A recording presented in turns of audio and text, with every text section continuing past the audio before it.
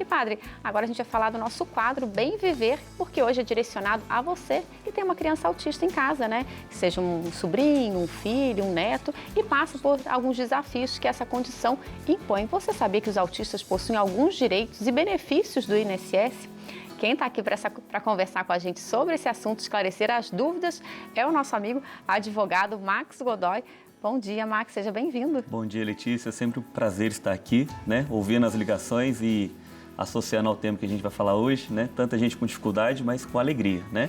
Então, quem tem fé é isso, né? A gente vai falar aí das dificuldades das crianças autistas, mas com fé de obter um direito para poder auxiliar no dia a dia.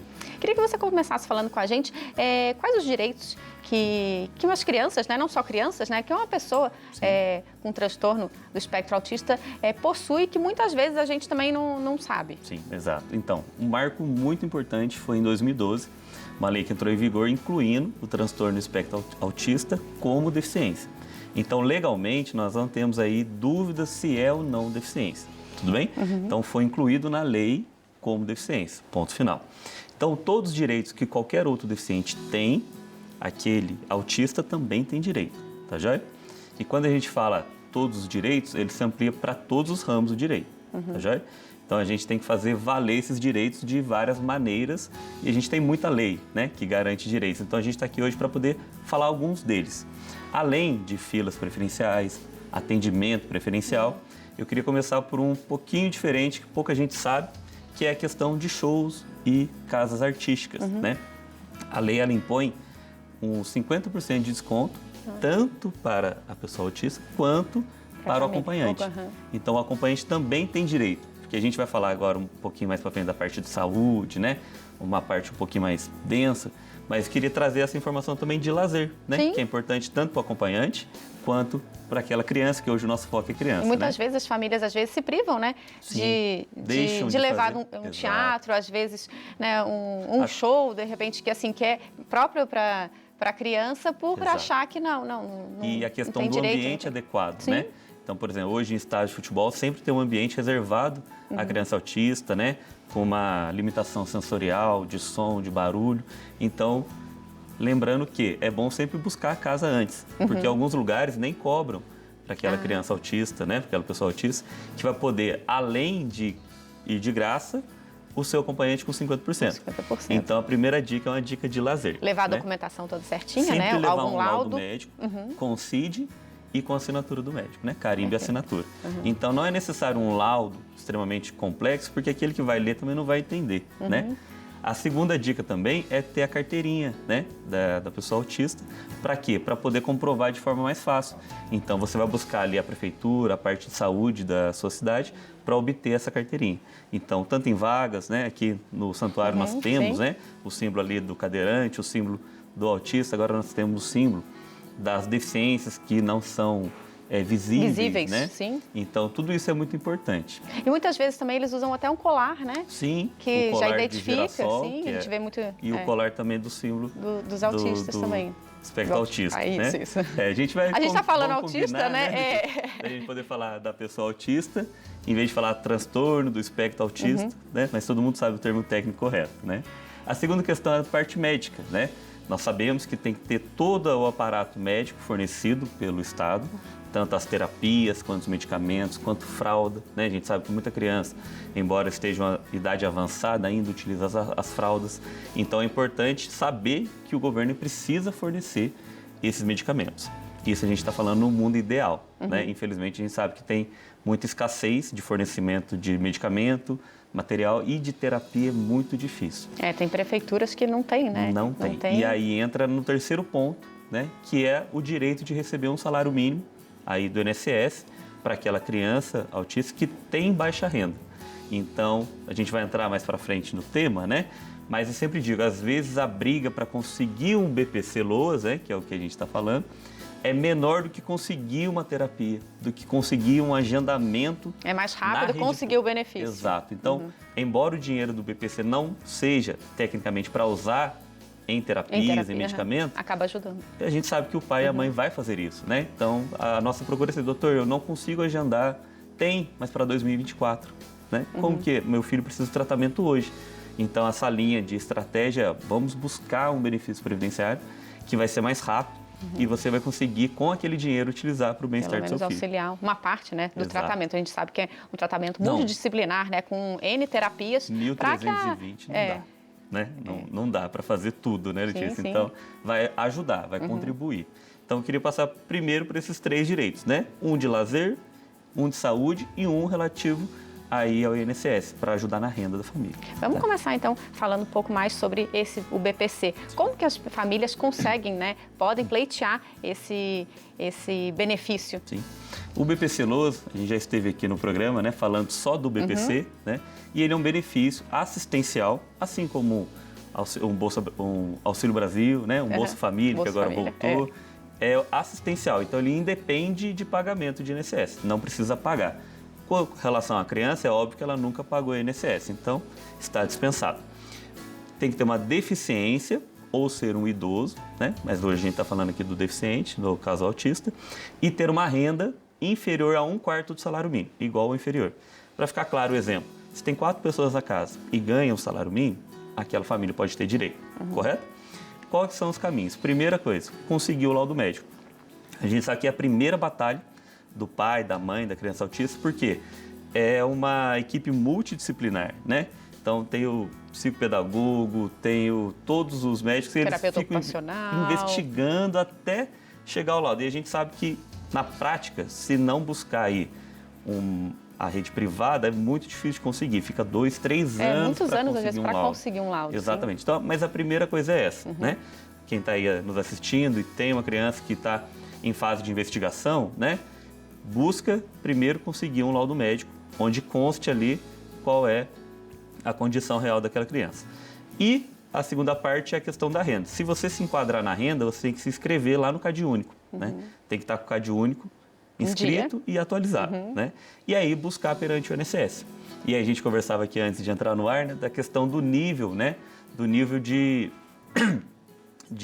suporte que a criança precisa. Nós temos aí nível 1, nível 2, nível 3, e vulgarmente a gente fala autista nível 1, autista nível 2.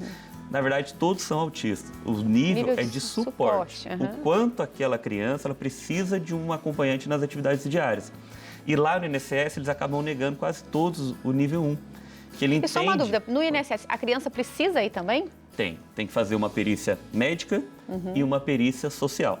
A perícia social ela vai avaliar a questão da renda e da condição social, e a perícia médica vai avaliar a condição médica. Só que o médico em si ele não vai fazer testes naquela criança. Por isso você precisa do laudo. Como a gente diz, é muito difícil conseguir o diagnóstico, né? Como que o médico em 15 minutos de perícia vai dizer se a criança tem o transtorno ou não tem, né? E aí, feito isso, a gente precisa demonstrar para o INSS que, embora aquela criança tenha um autismo nível 1 de suporte, ela é deficiente para os termos da lei. Então, não há discussão, né, sobre isso. E a gente tem que entender um terceiro ponto agora, que é como funciona a deficiência para o BPC. Quando a gente fala de deficiência, a gente fala de um impedimento de longo prazo, ou seja, um impedimento superior a 2 anos. Por exemplo, eu quebrei meu braço, vou ficar 6 meses de gesso, né, de tala. Gesso é antigo, né, não usa mais. Vou ficar de Fala que tala, não tem. 6 meses de tala. Eu vou recuperar em 6 meses, então não tem uma deficiência. Eu tenho uma lesão, uma doença, que é passivo de recuperação. Acima de 2 anos, o INSS passa a entender como deficiência. E aí, tem que entender o segundo ponto, que tem barreiras para você viver em sociedade que dificultam a sua socialização. Então, o que é uma deficiência? É um impedimento de longo prazo que coloca barreiras para você viver em sociedade em detrimento dos outros. Então, quando a gente vai explicar para o INSS que aquela criança autista ela tem uma barreira social, tanto sensorial, para poder entender as coisas de forma como os demais entendem, de forma da fala, às vezes tem dificuldade na fala, dificuldade no entendimento, dificuldade de locomoção. Então, a gente tem que demonstrar isso. Então, por isso que muitas vezes o INSS nega, porque ele não entende a realidade daquela criança. Então, a gente tem que demonstrar, olha, essa criança ela tem 3 anos, mas ela não consegue socializar com as demais crianças, ela não consegue brincar. Os laudos são necessários justamente para o INSS entender essas dificuldades. E assim, a pessoa, ela consegue sozinha ou não? Precisa de um advogado para ajudar ela nesse processo? Sim. Essa pergunta é a clássica, né? E eu sempre tenho dito que se o INSS faz tudo correto, não precisaria de advogado. E eu estava refletindo e, na verdade, os direitos são todos para serem aplicados, né? Quando entra o advogado? Quando esse direito não é respeitado. Então, a gente vai buscar aquele direito. Com relação ao BPC, tem uma característica muito importante que é o procedimento administrativo também demora pelo menos 4 a 6 meses. Então, se você entrar sem advogado e demorar 6 meses para ter uma negativa e depois buscar o advogado, a demora pode ser muito maior. Então, no caso do BPC, é sempre interessante ter um advogado especialista, dar confiança da pessoa para poder buscar desde o início, para saber o que é importante relatar, o que é importante juntar. A gente sabe que pode ligar no 135 e fazer o pedido, né? Mas só que a pessoa ela não acompanha o e-mail, não tem essa rotina de acompanhar e-mail, não sabe entrar no sistema do INSS, então acaba perdendo perícia, acaba não juntando o documento e o benefício sendo deferido. Sim. Então, é muito importante que tenha. Que tenha. As questões aí da plaquinha, né? Do deficiente, a questão da casa de shows, geralmente se resolve sem advogado, Indo direto né? no... Buscando Sim, lá na prefeitura, no centro de saúde, nas casas de shows, tudo mais, geralmente consegue. Mas o BPC, em É mais regra, complicado. ele é negado. E aí tem a terceiro ponto, né? Que é buscar judicial. Então, nós sabemos que o INSS ele vai entender se tem ou não direito. E se ele entender que não tem direito, a gente não precisa cruzar os nossos braços, né? Como eu falei para você aqui no começo, né? As ligações alegraram muito porque tá todo mundo dizendo, gente, tá difícil, mas a gente com fé vai conseguir, né? E tem que ser esse sentimento. Então, você buscando o profissional de confiança, ele vai te dizer se tem chance ou não. Te falar, olha, vamos no judicial. Não vamos simplesmente aceitar o INSS dizendo não. Vamos pedir para o juiz. Tem mais tentativas para a gente E no conseguir judicial, o muitas benefício. vezes consegue. Sim. Por quê? Porque daí o perito que vai analisar aquela criança não tem vínculo com o INSS, ele é totalmente desvinculado. E o juiz, muitas vezes, tem mais boa vontade de entender o caso daquela criança, daquela família, As do que o pessoas estão INSS. tendo dificuldades em conseguir o BPC, no caso do autismo, como que está sendo? Geralmente, quando é o nível de suporte 1, o INSS, em regra, né, porque ele diz que não se enquadra na condição de deficiente para o BPC.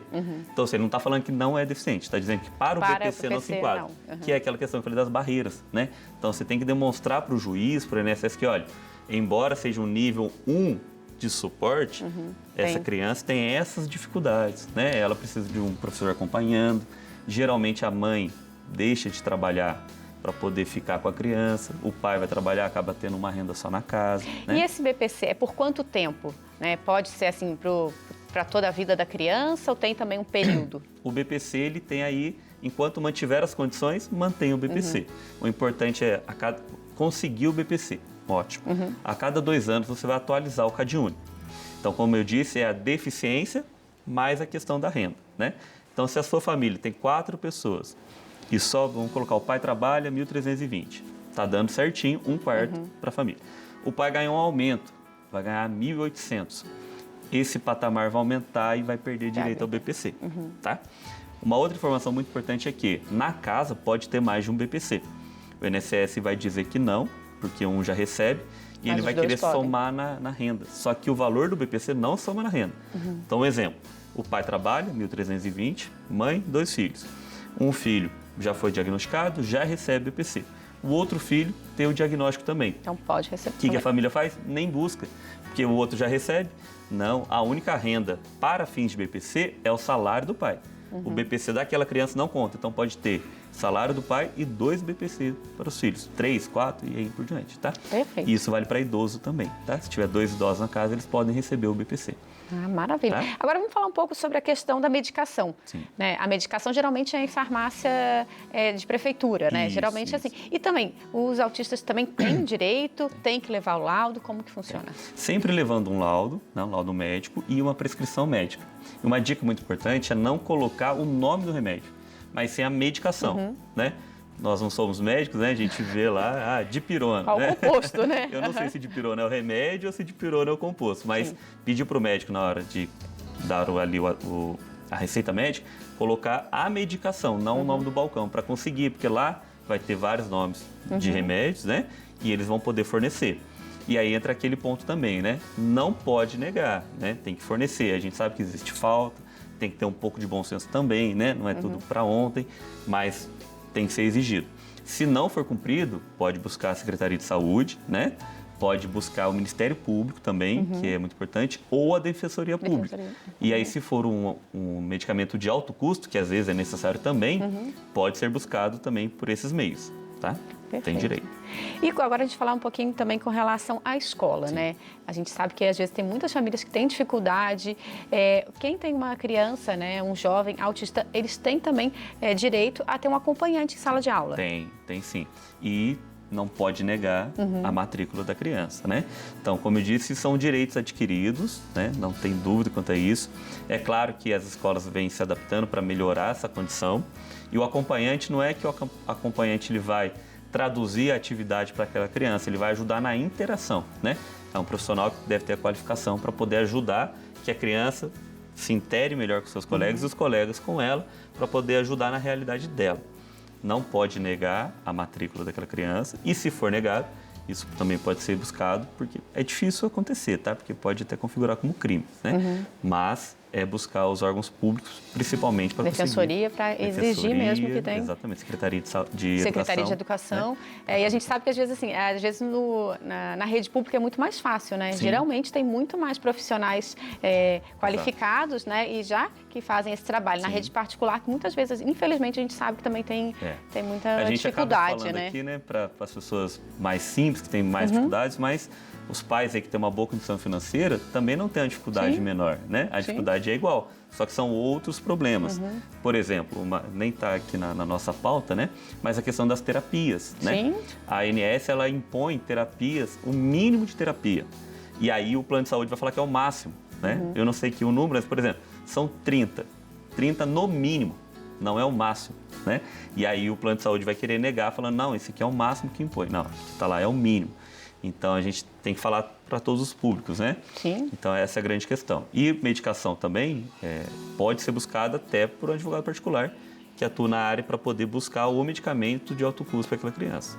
Então, e as terapias, então, se o seu filho tem que fazer terapia, pode buscar também ajuda. Sim. Nesse caso, com o advogado também, não estou conseguindo o número de terapias que eu preciso. Dá para ir na defensoria, procura o advogado, qual que é melhor? Na verdade, depende aí da condição da pessoa, né? Se for a pessoa que tem uma condição financeira mais baixa, a Defensoria Pública vai fazer um serviço gratuito, né? Se a pessoa tiver boa condição, ela nem vai passar no crivo da Defensoria, então já busca um advogado particular. Mas nem todas as cidades também tem Defensoria, também dá para procurar a OAB, né? Então, porque a gente sabe que tem muita cidade pequenininha que às vezes a gente não tem, né? Uma Defensoria. Sim, pode procurar então a OAB que tem um convênio com a Defensoria. Que também vai ajudar essa família. Exatamente. Então, assim, a gente sempre observa essa questão para quê? Sempre lembrando, é o bem-estar da criança, né? A gente tem muita dificuldade de enxergar uma patologia, uma deficiência, quando ela é invisível, né? Digamos assim.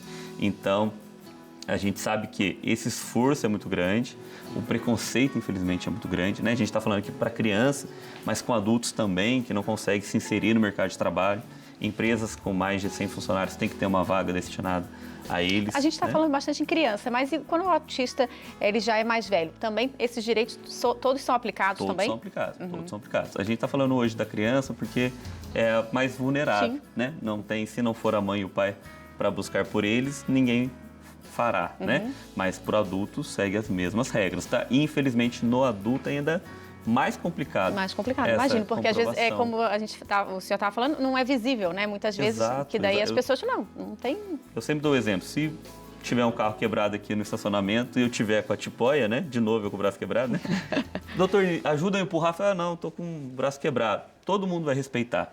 Mas se eu tiver uma deficiência ou uma doença, né? Tô ali com depressão, tô ali no estado psicológico ruim. Não consigo, né? E a pessoa fala, levanta aí e me ajuda. Não consigo, a pessoa fala, frescura, isso. Então, assim, a gente tem que trabalhar bem para isso, né? Nós, advogados, a gente traz a realidade tanto ali para o INSS quanto para o juiz que está distante da situação. Às vezes nem vê, né, a outra parte. Então, o nosso trabalho é esse. Tá certo. Doutora, eu queria agradecer ao senhor Max Godoy, advogado aqui, explicando para a gente os direitos, né, dos autistas, né, que as famílias podem buscar. Muito obrigada pela participação aqui no Bênção da Manhã. Seja sempre bem-vindo. Já está acostumado, né? Eu que sou diferente na casa. Seja sempre bem-vindo. Letícia, obrigado pelo convite de sempre. Eu brinquei ali no camarim, né? A Dani tira férias, mas eu não. A Dani está voltando. Semana que vem ela está aqui. É sempre um prazer estar aqui com a equipe toda. Sou muito bem recebido. recebido e o prazer de levar a informação para quem precisa, né? Que é o mais importante. Espero que tenha ajudado bastante gente. Com aí, certeza, a gente também colocou os seus contatos para as pessoas puderem também, se quiser entrar em contato, o Dr. Max também vai ajudar, certo? Obrigado, Letícia. Obrigado, senhor.